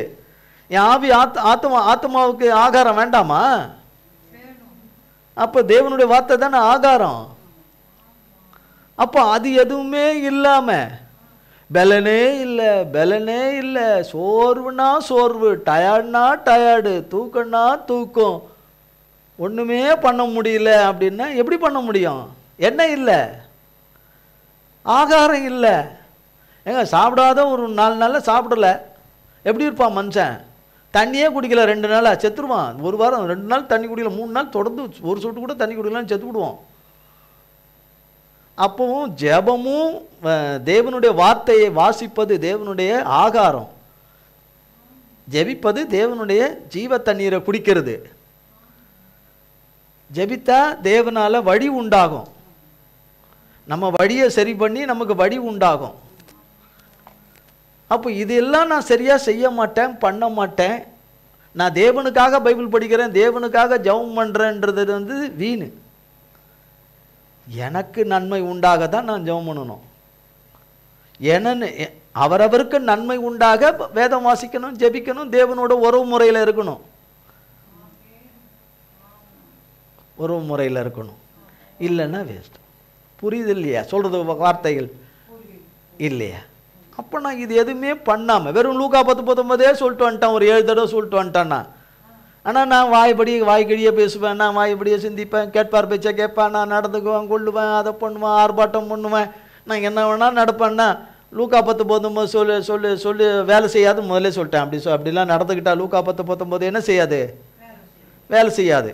இதோ சர்ப்பங்களையும் தேள்களையும் மிதிக்கவும் சத்ருவின் சகல வல்லமையும் மேற்கொள்ளவும் நான் உங்களுக்கு அதிகாரம் கொடுக்குறேன், ஒன்றும் உங்களை சேதப்படுத்த மாட்டாதுன்னு கர்த்தர் கொடுத்த அந்த அதிகாரம் வேலை செய்யாது. இந்த அதிகாரம் வேலை செய்யாது. நான் சொல்லிட்டேன், நான் இருக்கிறபடியே இருப்பேன், கர்த்தர் எதிர்பார்க்கிறபடி இருக்க மாட்டேன். ஆனால் லூக்கா 10:19 சொல்லிட்டேன், தலையில் கை வச்சு சொல்லிட்டா போதுமா? வராது. என் தலைக்குள்ளே இருக்கிற கட்டுகள் உடையணுமா வேண்டாமா? என் தலைக்குள்ளே இருக்கிற மந்திரங்கள் மாந்திரிகங்கள் எல்லாம் சுட்டெரிக்கப்பட்டு போகணுமா வேண்டாமா? சும்மா அமாவாசை பௌர்ணமியே சொல்லிக்கிட்டு இருந்தா, அமாவாசைக்கே மகிமை கொடுத்துட்டு இருந்தா, பௌர்ணமிக்கே மகிமை கொடுத்துட்டு இருந்தா, தேவன் அதுக்கு என்ன மகிமை கொடுக்க சொன்னாரா? மகிமை யாருக்கு? கர்த்தருக்கு. மகிமை யாருக்கு? துதி சோத்திரம் யாருக்கு? கர்த்தருக்கு. எல்லா புகழ்ச்சியும் யாருக்கு? எல்லா மேன்மையும் யாருக்கு? எல்லா மேன்மை பாராட்டுதலும் யாருக்கு? கர்த்தருக்கு. இல்லையா? அத்தனை துதிக்கான மகிமை எல்லாம் அவருக்கு. அப்போ சாத்தானுக்கே பண்ணிக்கிட்டு இருந்தா எப்படி? சாத்தான் அப்படி, சாத்தான் இப்படி, சாத்தான் அப்படி செய்கிறான், சாத்தான் இப்படி செய்கிறான், சாத்தான் அப்படி பண்ணுறான், சாத்தான் அப்படி பண்ணுறான், சாத்தான் இப்படி செஞ்சுன்னுக்கிறான், இன்னும் அதையே சொல்லிட்டு இருந்தா எப்படி? அதை எப்படி தேவன் செய்வார்னு தேவனுடைய நாமத்தை சொல்லணுமா வேண்டாமா? அங்கே தானே தேவனுடைய அற்புத செயல்களும் கிரியைகளும் நடக்க ஆரம்பிக்கும், இல்லையா? எப்படி ஒரு கேன்சர் வியாதி சைலண்ட்டாக வந்து சாத்தானுடைய இதே அவ்வளோ சைலண்ட்டாக வந்து வேலையை நடத்திட்டு கிளம்பி போயிடுமானால், அவனை சாத்தானாக சிருஷ்டிக்காமல் அவனை காப்பாற்றுகிற கேருபாக ஒரு காலத்தில் சிருஷ்டித்த தேவன், பிறகு அவன் தேவனுக்கு விரோதமாக எழும்பினதுனால அவனை எட்டி உதைச்சி அவனை அங்கேருந்து விடத்தள்ளும் போது சாத்தானாக வந்து விழுந்தான். என்னவா வந்து விழுந்தான்? அவனே சைலண்டாக வந்து ஒரு வேலையை தேவ பிள்ளைங்களில் வந்து செஞ்சுட்டு கொடுமையை செஞ்சுட்டு போயிட்டான்னா, அவனை காட்டிலும் ட்ரில்லியன் மடங்கு வல்லமை உள்ள தேவனுடைய நாமம் சைலண்டாக வந்து எல்லா வேலையும் செஞ்சு முடிச்சுட்டு போயிடும். கர்த்தருடைய பிள்ளைகளுக்கு நன்மையா? கர்த்தருடைய பிள்ளைகளுக்கு என்னவா செஞ்சுட்டு போயிடும்? எப்படி செய்வார், எப்படி செய்வார், எப்படி செய்வார், சொல்லு சொல்லு, எப்படி செய்வார், சொல்லு சொல்லு அப்படின்னு சொல்றதுக்கு நீங்களும் நானும் தேவனா? நீங்களும் நானும் தேவனா? நீங்களும் நானும் ஏசாமியா? தெரியாதுல்ல. ஏசாமியே ஒன்று சொல்லிட்டார் வேதத்தில். அவர் வர்ற நாளில், ஏசப்பா இந்த பூமிக்கு வர்ற நாளையே ஏசப்பாவுக்கே தெரியாது, பிதா ஒருவருக்கு தான் தெரியும்னு சொல்லிட்டார். அப்படி இருக்கும்போது நீ எனக்கு சொல்லு, நீ எனக்கு சொல்லுன்னா எப்படி சொல்றது? எப்படி சொல்றது? நீ சொல்லு, நீ சொல்லு, சொல்லு. ஒரு விசுவாசமா ஒரு நம்பிக்கையா என்ன சொல்லலாம்? சொல்லலாமே தவிர அது தேவனுடையதாயிடாதே. அதை எடுத்து கனப்படுத்துகிற தேவனால ஆச்சுன்னா அது தேவனால ஆச்சு, அது தேவனால ஆச்சு. அப்போ கர்த்தருடைய நாமத்திற்கு ஸ்தோத்திரம். மத்தேயு 14ஆம் அதிகாரம், 10 நிமிடம் தான் இருக்குது. 14ஆம் அதிகாரம் 13 21. இயேசு அதை கேட்டு அவ்விடம் விட்டு படவில் ஏறி வனாந்திரமான ஒரு இடத்துக்கு தனியே போனார். ஜனங்கள் அதை கேள்விப்பட்டு பட்டணங்களிலிருந்து கால்நடையாய் அவரிடத்திற்கு போனார்கள். இயேசு வந்து திரளான ஜனங்களை கண்டு அவர்கள் மேல் மனதுருகி அவர்களில் வியாதியஸ்தர்களாய் இருந்தவர்களை சொஸ்தமாக்கினார். சாயங்காலம் ஆனபோது அவருடைய சீஷர்கள் அவரிடத்தில் வந்து, இது வனாந்திரமான இடம், நேரமும் ஆயிற்று. ஜனங்கள் கிராமங்களுக்கு போய் தங்களுக்கு போஜன பதார்த்தங்களை கொள்ளும்படி அவர்களை அனுப்பிவிட வேண்டும் என்றார்கள். இயேசு அவர்களை நோக்கி, அவர்கள் போக வேண்டுவதில்லை, நீங்களே அவர்களுக்கு போஜனம் கொடுங்கள் என்றார். அதற்கு அவர்கள், இங்கே எங்களிடத்தில் 5 அப்பமும் 2 மீன்களுமே அல்லாமல் வேறொன்றும் இல்லை என்றார்கள். அவைகளை என்னிடத்தில் கொண்டு வாருங்கள் என்றார். அப்பொழுது அவர் ஜனங்களை புல்லின் மேல் பந்தியிருக்க கட்டளையிட்டு அந்த 5 அப்பங்களையும் அந்த 2 மீன்களையும் எடுத்து வானத்தை அண்ணாந்து பார்த்து ஆசீர்வதித்து அப்பங்களை பிட்டு சீஷர்களிடத்தில் கொடுத்தார். சீஷர்கள் ஜனங்களுக்கு கொடுத்தார்கள். எல்லாரும் சாப்பிட்டு திருப்தி அடைந்தார்கள். மீதியான துணிக்கைகளை 12 கூடை நிறைய எடுத்தார்கள். ஸ்திரீகளும் பிள்ளைகளும் தவிர சாப்பிட்ட புருஷர்கள் ஏறக்குறைய 5000 பேராக இருந்தார்கள். இது தெரியுமா? இந்த அற்புதம் தேவன் செய்த இந்த அதிசயமான செயலே இல்லை. அங்கே சொல்லப்படுகிறது 13ஆம் வசனம் இப்படி ஆரம்பிக்குது. இயேசு அதை கேட்டு அவ்விடம் விட்டு படகில் ஏறி வனாந்திரமான ஒரு இடத்துக்கு தனியே போனார். ஜனங்கள் அதை கேள்விப்பட்டு பட்டணங்களிலிருந்து கால்நடையாய் நடந்து வந்தாங்க. என்ன நடையாய்? கால்நடையாய் நடந்து வந்தாங்க. நடந்து வந்து எல்லாரும் சொஸ்தமாகறாங்க. 14ஆம் வசனத்தில் திரளான ஜனங்கள், அது எவ்வளோ எண்ணிக்கைக்கு அடங்காத ஜனங்க, ஆயிரக்கணக்கான ஜனங்க. எத்தனை ஜனங்க? ஆயிரக்கணக்கில் ஜனங்க வந்தாங்க. கண்டு அவர்கள் மேல் மனதுருகி அவர்களில் வியாதியஸ்தராய் இருந்தவர்களை சொஸ்தமாக்கினார். வியாதி இல்லாதவங்களும் அதில் இருக்கிறாங்க. என்ன இல்லாதவங்க? இப்போ நம்ம சொன்னோம்ல கேன்சர் வியாதின்னு சொன்னோமே, அந்த மாதிரி வியாதி இல்லாதவங்க இருக்கிறாங்க. வியாதி உள்ளவங்க நிறைய பேர் இருக்கிறாங்க. வியாதி இல்லாதவங்களும் கொஞ்சம் பேர் அதுக்குள்ளே கலந்துருக்காங்க. சாயங்காலம் ஆயிடுச்சு. என்ன ஆயிட்டு? இது எத்தனை மணிக்கு ஆரம்பிச்சதுன்னு தெரில. காலையில் 10 மணிக்கு ஆரம்பிச்சதா என்னன்னு? சாயங்காலம் ஆயிடுச்சு. என்ன ஆயிட்டு? சாயங்காலம் ஆயிடுச்சு. இப்போ சாயங்காலம் ஆன உடனே வந்தவங்க, கரெக்டாக இது சொல்ல போனால் கிட்டத்தட்ட 20,000 பேர் இருந்திருக்காங்க. எவ்வளோ பேர்?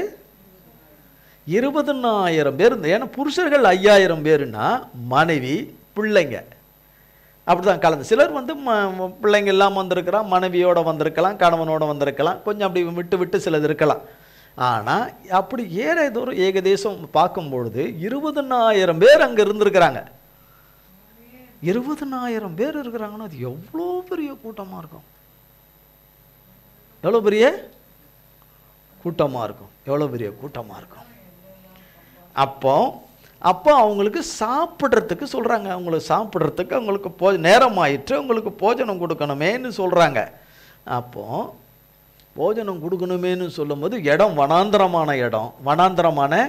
இடம். அங்கே கடைங்கெல்லாம் விற்கிற கடைங்கெல்லாம் வாங்கி நம்ம காசு கொடுத்து வாங்குற கடைகள் எதுவுமே கிடையாது. இப்படிப்பட்ட இடத்துல கடைகளே இல்லைன்னு யாருக்கு தெரியுமா? தெரியாதா? கர்த்தருக்கு தெரியுமா? தெரியாதா?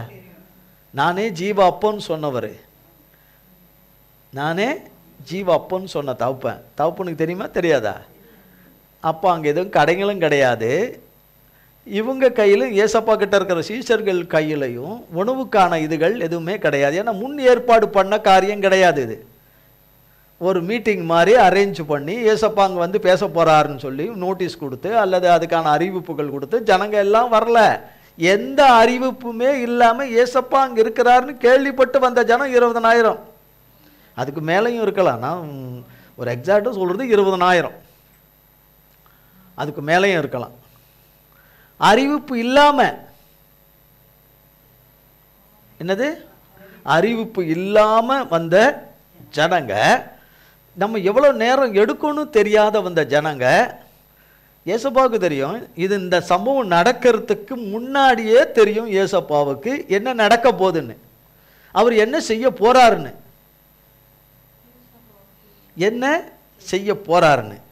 இங்கே இப்படி கர்த்தர் வானத்தை அண்ணாந்து பார்த்து அப்படின்னு இதில் போடப்பட்டிருக்கு எல்லாமே. ஆனால் இதை காட்டிலும் யோவான் எழுதின சுவிசேஷம் 6ஆம் அதிகாரத்தில் தான் இதை காட்டிலும் மிக தெளிவாக இருக்குது. யோவான் 6ஆம் அதிகாரம்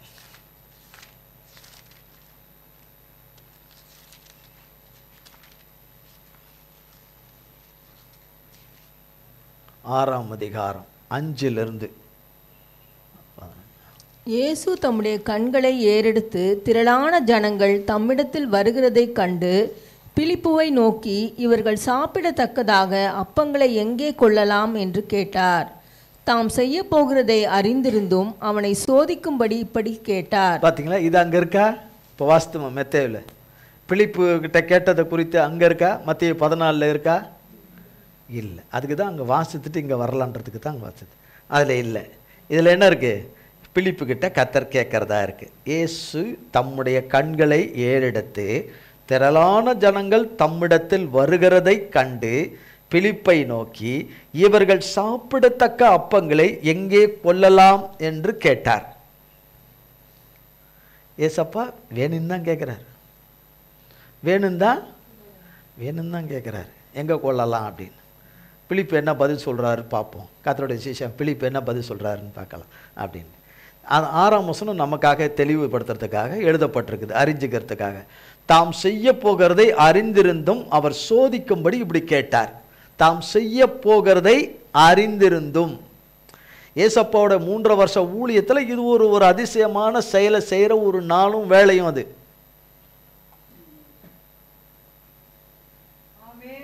தேவனுடைய 3 வருஷ ஊழியத்தில் இந்த வருஷத்தில், இந்த மாசத்தில், இந்த தேதியில், இந்த நேரத்தில் இந்த அற்புத செயலை செய்யணும்னு முன்குறிச்சது.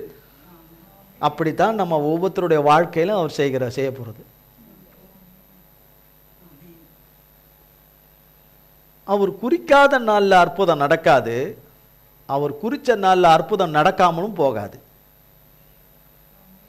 வெளிச்சம் வரலையோ? அவர் குறிக்காத நாளில் அற்புதம் நடக்காது.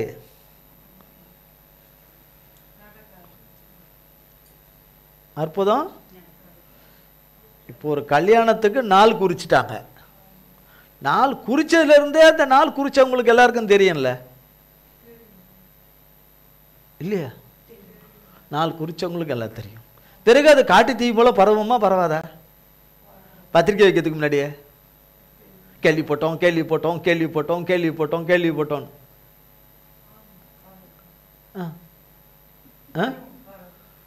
கேள்விப்பட்டோம். அப்புறம் அந்த குறிச்ச நாள் வரும்போது அந்த நல்ல காரியம் நடக்குது. என்ன காரியம்? அதுக்கப்புறம் கல்யாணத்துலேருந்து அவங்க அடிச்சுக்கிறாங்க, அது தனி, அது வேற. பொண்ணு மாப்பிள்ளை அடிச்சுக்கிறாங்க, கீரியும் பாம்புமா இருக்கிறாங்க, அப்புறம் வேற. ஸ்டேஜில் ஆட்டுக்குட்டி மாதிரி இருப்பாங்க. ஸ்டேஜில் என்னவா இருப்பாங்க? ஆட்டுக்குட்டி மாதிரி இருப்பாங்க ஸ்டேஜில். கல்யாணம் ஆன பிறகு என்னவா இருப்பாங்க? கீரியும் பாம்புமா இருப்பாங்க. அது செகண்டரி. அது எப்படின்னா போட்டோம், நமக்கு தெரியாது, போட்டோம்.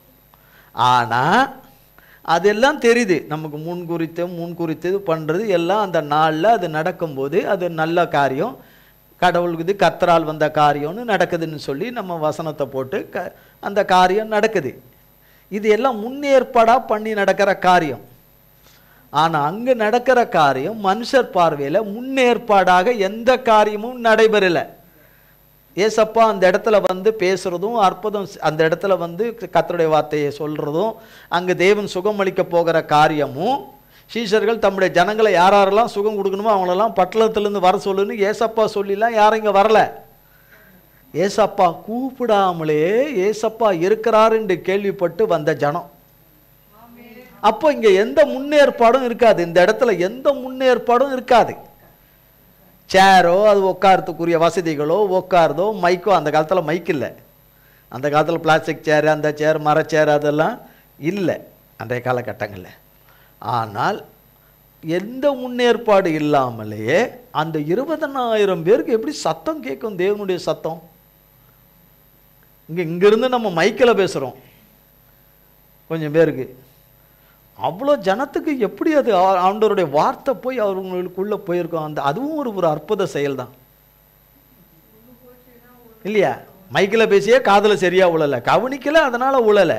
மைக்கு சரியாக தான் இருக்குது, சவுண்டு சரியாக தான் இருக்குது, கவனிக்கிறது சரியாக இல்லாததுனால மைக்கு பேர்லையும் இது பேர்லையும் பழி போட்டுடுறோம். நம்ம கவனமாக கேட்காததுனால, கவனத்தை சிதைய விடுறதுனால மைக்கு மேலே என்ன செய்கிறோம்? வழியை போட்டுடுறோம். ஆனால் அங்கு கர்த்தருடைய வார்த்தை புறப்பட்டு வந்தபோது அற்புதமாக அநேகர் கேட்குது. கர்த்தரிடத்தில் வந்து கர்த்தர்கிட்ட நெருங்கி வர வர வர வர வர சுகம் அடைஞ்சிக்கிட்டே வர்றாங்க. எல்லாரையும் லைனில் வர சொல்லி 20,000 பேருக்கு மேற்பட்டவங்கள வர சொல்லி தேவன் ஒவ்வொருத்தரையாக தொட்டு தொட்டு சுகமாக்கின மாதிரி இல்லை. தேவனை கிட்டி நெருங்கி தொட்டவர்களும் சுகமாக இருக்கிறாங்க. தேவனை கண்டே சுகமாக இருக்கவங்க இருக்காங்க. தேவனுடைய நிழலை கண்டே சுகமானவங்க இருக்கிறாங்க. இங்கே அத்தனை கேன்சர் வியாதியும் என்ன பிரச்சனைக்கு அந்த வியாதிஸ்தர்கள் வந்தார்களோ, அந்த பிரச்சனைக்கு வந்தார்களோ அத்தனை பேரும் விடுதலை பெற்று கொண்டு போறாங்க. ஒரு அற்புதம் நடக்கல, பல ஆயிரக்கணக்கான அற்புதம் நடக்குது இந்த பகுதியில். பல ஆயிரக்கணக்கான அற்புதங்கள். ஆண்டவருடைய வார்த்தையை கவனமா இங்க கேட்கறதே அற்புதம்.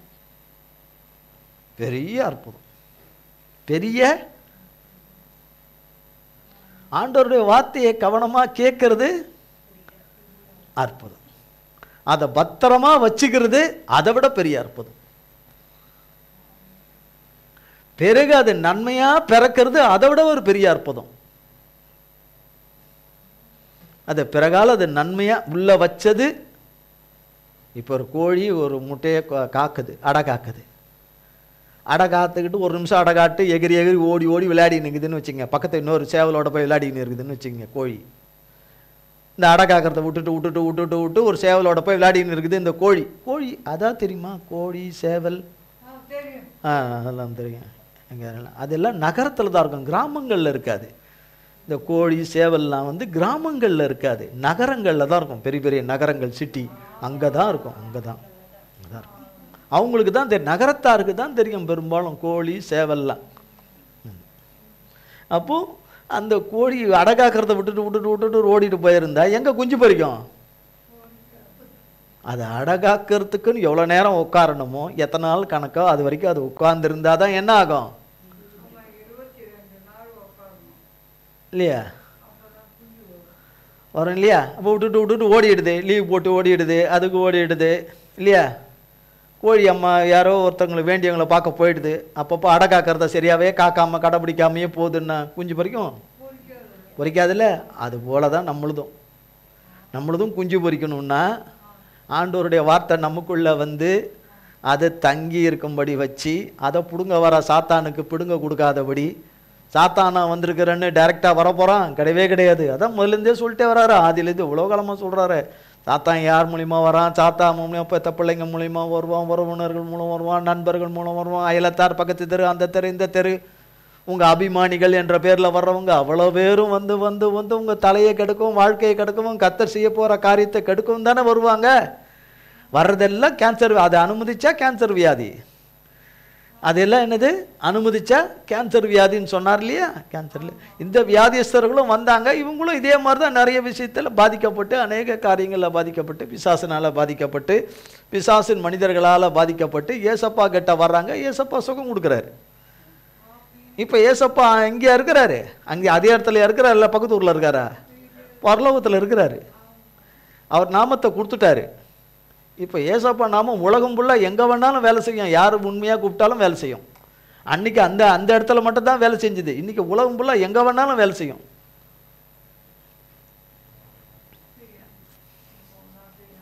இதுவும் ஒரு பெரிய அற்புத செயல் இல்லையா? அப்போ இவ்வளோ பேர் வந்திருக்காங்க. கத்துறதெல்லாம் கேட்கும்படி செஞ்சுட்டு விரைவாக வாசிப்போம் 7லிருந்து. பிலிப்பு அவருக்கு பிரதியுத்தரமாக, இவர்களில் ஒவ்வொருவனும் கொஞ்சம் கொஞ்சம் எடுத்துக்கொண்டாலும் 200 பணத்து அப்பங்களும் இவர்களுக்கு போதாதே என்றான். அப்பொழுது அவருடைய சீஷரில் ஒருவனும் சீமோன் பேதுருவின் சகோதரனுமாகிய அந்திரேயா அவரை நோக்கி, இங்கே ஒரு பையன் இருக்கிறான். இங்கதான் விஷயம் இருக்கு பாருங்க. இங்கே ஒரு பையன் இருக்கிறான். அவன் கையில் 5 வார்கோதுமை அப்பங்களும் 2 மீன்களும் உண்டு. ஆனாலும் அவைகள் இத்தனை ஜனங்களுக்கு எம்மாத்திரம் என்றான். இயேசு ஜனங்களை உட்கார வையுங்கள் என்றார். அந்த இடம் மிகுந்த புல்லுள்ளதாயிருந்தது. பந்தியிருந்த புருஷர்கள் ஏறக்குறைய 5000 பேராயிருந்தார்கள். இயேசு அந்த அப்பங்களை எடுத்து ஸ்தோத்திரம் பண்ணி சீஷர்களிடத்தில் கொடுத்தார். சீஷர்கள் பந்தியிருந்தவர்களுக்கு கொடுத்தார்கள். அப்படியே மீன்களையும் அவர் எடுத்து அவர்களுக்கு வேண்டிய மட்டும் கொடுத்தார். அவர்கள் திருப்தி அடைந்த பின்பு அவர் தம்முடைய சீஷர்களை நோக்கி, ஒன்றும் சேதமாய் போகாதபடிக்கு மீதியான துணிக்கைகளை சேர்த்து வையுங்கள் என்றார். அந்தபடியே அவர்கள் சேர்த்து வார்கோதுமை அப்பங்கள் 5 அவர்கள் சாப்பிட்டு மீதியான துணிக்கைகளினாலே 12 கூடைகளை நிரப்பினார்கள். இயேசு செய்த அற்புதத்தை அந்த மனுஷர் கண்டு, மெய்யாகவே இவர் உலகத்தில் வருகிறான தீர்க்கதரிசி என்றார்கள். இயேசு செய்த அற்புதத்தை கண்டு, இயேசு செய்த அற்புதத்தை கண்டு. கர்த்தருடைய செயல்களில் அதிசயமானவர். இப்போ அங்கே இல்லை, மத்தேயுவில் பல காரியங்கள் இல்லை, இதில் அநேக காரியங்கள் இருக்குது. அங்கே ஒரு பையன் வச்சிருக்கிறான்றது அங்கே இல்லை. இங்கே ஒரு பையன்கிட்ட இருக்குது 5 அப்பமும் 2 மீனும். என்ன இருக்கு? 5 அப்பம், கொஞ்சம் தான் பாருங்களேன். 5 அப்பம் 2 மீன். இல்லையா? அங்கே வந்தவங்க எல்லாருமே ஆகாரம் கொண்டு வரல. அப்போ நல்லா பார்த்துக்கணும், இதில் வந்த 20,000 பேருக்கு மேற்பட்டவங்கல்ல யாரும் கையில் என்ன கொண்டு வரல? அப்பங்களோ மீன்களோ யாரும் கொண்டு வரல. ஒருவேளை கொண்டு வந்திருந்தாங்களோ இல்லையோ, அதுவும் இருக்கலாம். கொண்டு வரலன்னு நம்ம ஆணித்தரமாக சொல்ல முடியாது. காரணம் என்ன? சீஷர்கள் எல்லாரும் உங்ககிட்ட இருக்கா உங்ககிட்ட இருக்கா உங்ககிட்ட இருக்கா உங்ககிட்ட இருக்கா உங்ககிட்ட இருக்கான்னு கேட்டிருக்கிறதுக்கு வாய்ப்பு கம்மி. அப்படியே கேட்டிருந்தாலும் இருந்தாலும் இல்லைன்னு சொல்லியிருக்கிறவங்களும் இருப்பாங்க. அதில் இல்லைன்னு சொல்லியிருக்கிறவங்களும் இருப்பாங்க. ஆனால் ஒரு பையன்தான் கொடுக்க முன் வந்தவன். ஒரு பையன்தான். அது எத்தனை வயசு பையனோ பையன் போட்டிருக்கு என்ன? அப்போ அவனுடைய அம்மா அப்பா யாரும் கூட வந்தாங்களோ வரலையா? அதனால் பையன் அப்போ தனியாக வந்தானோ என்னவோ. அப்போ அவனுக்குத்தான் கொடுக்குற மனசு இந்த 20,000 பேருக்குள்ளே இருந்துச்சு. அவனுக்குத்தான் தாங்கிட்ட இருக்கிறதையே அப்படியே கொடுக்குற எண்ணம் இருந்துச்சு. இப்படி ஒரு பையனை கர்த்தர் முன்கூட்டியே ஆயத்தம் பண்ணி சொல்லி வச்சு கூட்டு வரல. அவர் ஆவில அறிஞ்சு முன்கூட்டியே ஒரு பையனை இப்படி வரும்படியா ஆயத்தம் பண்ணி வச்சிருந்தார். ஆயத்தம் பண்ணி அவனுக்குள்ள ஆயத்தம் பண்ணி வச்சிருந்தார். அவனுக்கு இருக்கிறதே அதுதான். அந்த 5 அப்பம் என்கிற ஒரு முன்னும் ஒரு 2 மீனுங்கிறதும் அது மட்டும்தான். அவனுக்கு வேற எதுவுமே கிடையாது அவங்கிட்ட. இப்போ அவன் பசியை ஆத்துறதுக்கு தான் அவன் வச்சிருக்கிறான். அவன் தேவையை பூர்த்தி செய்யறதுக்கு தான் வச்சிருக்கிறான். அப்போ எல்லாரும் பட்னியா இருக்காங்கன்னா அவனும் பட்னியா தானே இருக்கிறான். அவன் 4-5 பேர் சாப்பிட்றதுக்காக எடுத்துன்னு வந்தான் இல்லை. அவனுக்குன்னு உள்ளது அது. அது அவனுடையது. அது அவனுக்கு சொந்தமானது. அவனுக்கு சொந்தமானது. அது ஏன் நான் தரணும்? அது ஏன் இவங்க என்கிட்ட பிடிங்கின்னு போகிறாங்க? இவங்க என்கிட்ட கேட்குறாங்க வா தான்னு. நான் தரமாட்டேன்னு சொல்லி அந்த பையன் சொல்லியிருக்கலாம்ல. அவனுக்கு என்ன வயசோ, அந்த பையனுக்கு என்ன வயசோ, நான் தரமாட்டேன், இது என் ஐஸ்வர்யம், இது நான் தரமாட்டேன், இது என் சொத்து, இதை நான் தரமாட்டேன் அப்படின்னு சொல்லியிருக்கலாம்ல. ஆனால் அவன் கொடுத்துட்டான். அவன் அற்புதம் நடக்குமோ நடக்காதோ அது அவனுக்கு தெரியாத. அவனுக்கு என்ன செய்ய போகிறாங்கன்னு தெரியாத. ஏசப்பா என்ன செய்ய போகிறாருன்னு அந்த பையனுக்கு எப்படி தெரியும்? சீஷர்களுக்கே தெரியாது. அப்புறம் அந்த பையனுக்கு எங்கேருந்து தெரியும்? ஒன்றுமே தெரியாது. அவனுக்கு என்ன நடக்க போகுது ஏது நடக்க போகுதுன்னு தெரியாது. வந்து வாங்கின்னு போயிட்டாங்க, அவ்வளோதான். வந்து வாங்கின்னு போயிட்டாங்க. கொடு உன் சொத்தை கொடு, உன் 5 அப்பம் சொத்தை கொடு, உன் 2 மீன் ஆகிய சொத்தை கையில் கொடுத்துருன்னு வாங்கின்னு போயிட்டாங்க. வாங்கின்னு போயிட்டாங்க. அவன் கொடுத்துட்டான். அவன் இப்போ அவனும் பசியாக தான் இருக்கிறான். அவன் இருந்தும் கொடுத்து பசியாக இருக்கிறான். என்னவா இருக்கிறான்? பசியாக இருக்கிறான். சிலர் அதில் வச்சிருந்தும் இல்லைன்னு சொல்லி இருந்தவங்களும் இருப்பாங்க. அதில் அது எனக்கு தேவை, அது எனக்கு தேவை, நான் ஞானமாக வச்சுக்கணும், நான் புத்தியாக வச்சுக்கணும், என்ன நடக்குதுன்னு பார்ப்போம், அதுக்கப்புறம் அதில் பங்கடைவோம் அப்படின்னு உட்காந்துக்கிட்டவங்க கொஞ்சம் பேர் இருப்பாங்க, கொஞ்சம் பேர் இருந்திருப்பாங்க. ஆனால் இவனோ அதை கொடுத்துட்டு அவனும் காத்திருக்கிறான். கர்த்தர் அதை எப்படி செய்ய போகிறாருன்னு யாருக்கும் தெரியாது. கர்த்தர் வானத்தை அண்ணாந்து பார்த்து பிதாவை நோக்கி ஒரு வார்த்தை அவர் ஜெபம் பண்ணிட்டு, ஆனால் ஜெபம் பண்ண வார்த்தைகள் நமக்கு அங்கே கொடுக்கப்படாவிட்டாலும் ஜெபத்தை கேட்குறவரும் அவர் தான், ஜெபத்தை கேட்டு செய்கிறவரும் அவர் தான். அவருடைய இது என்ன? பிதாவை தவிர பிதாவை கேட்காம எதையும் செய்ய மாட்டார்.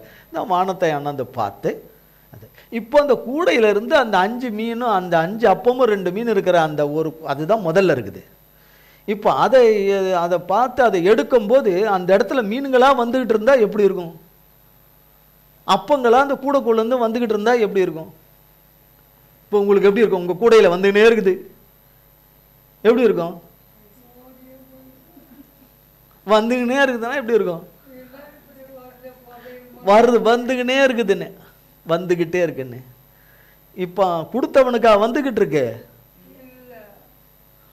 கொடுத்தவனுக்கு வந்திருக்குது, இதுலேருந்து வருது. ஆனால் அவன் கொடுத்தது நிமித்தமாக கர்த்தர் அதை ஆசீர்வதித்து அவனுக்கு மட்டுமல்ல அங்கே வந்த அநேக ஜனங்களுக்கு ஏராளமான ஜனங்களுக்கு ஆசீர்வாதம் நன்மை உண்டாகும்படி அந்த 5 அப்பத்தையும் 2 மீனையும் கர்த்தர் ஆசீர்வதித்து 12 கூட நிறைய எடுத்து அதை வேஸ்ட் பண்ணக்கூடாதுன்னு சொல்லிட்டார். வேஸ்ட் பண்ணக்கூடாதுன்னு அவர் சொல்லியிருக்கிறாருன்னா அது வேஸ்ட் ஆகாதபடி அப்படி நடந்திருக்கும்னு நம்புகிறேன். அதுவும் பிரயோஜனப்படும்படி, மிகுந்த பிரயோஜனப்படி, கூட என்ன அளவோ அதெல்லாம் நமக்கு தெரியாது, அந்த காலத்து கூட அளவெல்லாம் அதெல்லாம் கர்த்தர் அப்படிப்பட்ட மகத்தான காரியத்தை அன்றைக்கு செய்தார். அன்றைக்கு அந்த சின்ன பையன், அந்த பையன், சின்ன பையன் அதில் போடலை, பையன் போட்டிருக்கு. பையன் அவன் எப்படி அவன் கொடுத்தான், மன கஷ்டத்தோடு கொடுத்துருக்கப்பானா அல்லது மனப்பூர்வமாக கொடுத்தானோ? கொடுத்தான் என்று போடப்பட்டிருக்குது, கொடுத்தான் என்று போடப்பட்டிருக்கிறது. ஆனால் அவனிடத்திலிருந்து வந்தது தான். அவனுக்கு எத்தனை பங்கு போச்சோ நமக்கு தெரியாது. ஆனால் அவன் நஷ்டப்படலை. அவனையும் கர்த்தர் அதுக்கு காரணமாக இருந்து அவனை ஆனால் அதன் மூலமாய் அநேகருக்கு பசியார அவர்கள் திருப்தி அடையத்தக்கதாக, அவர்கள் பலனடையவும் திருப்தி அடையத்தக்கதாக கர்த்தர் செய்தார். அப்ப யார் கரத்திலிருந்து வரணும்னு தேவன் தீர்மானிச்சிருந்தாரோ அவன் கரத்திலிருந்து தான் வந்தது. தேவன் எவன் கரத்திலிருந்து வரக்கூடாதுன்னு வச்சிருந்தாரோ அவன் கரத்திலிருந்து 5 அப்பமும் 2 மீனும் வரல. கர்த்தர் யார் கரத்திலிருந்து வரணும்னு தீர்மானிச்சாரோ அவன் கரத்திலிருந்து தான் அது வந்தது. அதை தான் தேவன் வாங்கிக்கிட்டாரு. தேவன் அதை தான் வானத்தை அண்ணாந்தன் நோக்கி பார்த்து தேவன் அதை ஆசீர்வதித்து கொடுத்து எல்லாரும் சாப்பிட்டு 12 கூட நிறைய எடுத்து வைக்க செய்தார். அதை கர்த்தர் தம்மை நம்புகிற பிள்ளைகளுக்கும் செய்ய வல்லமை உள்ளவராய் இருக்கிறார். அவருடைய செயல்கள் அற்புதமானது என்பதை அவருடைய பிள்ளைகளை அறியும்படி செய்து அவர் நாமத்தை மகா மகிமைப்படுத்துவார். மகிமைப்படுத்துகிற நாளிலே மகா மகிமைப்படுத்துவார். இந்த வார்த்தைகளை எல்லாம் கர்த்தர் நமக்கு பல கோடி மடங்காய் ஆசீர்வதி. இதில் நிறைய விளக்கம் இருக்குது, இன்னும் போயிட்டே இருக்கும். கர்த்தர் ஆசீர்வதிப்பாராக. கேட்ட சத்தியத்தை மறந்துடாதபடி, கேட்டு வாங்கின ஆகாரத்தை ஜீரணமாகும்படி செய்து அதை காத்து கொள்ளும்படி கர்த்தர் கிருபை செய்வாராக. ஜெபம் செய்வோம்.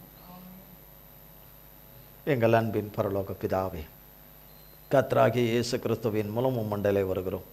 தந்தையாகிய தேவனை இந்த நாளிலும் ஆராதனை உடைய மிகுந்த கிருபை இந்த ஐவன் வல்லமையினாலே அப்பா நீங்கள் நடத்தி கொடுத்தீங்க.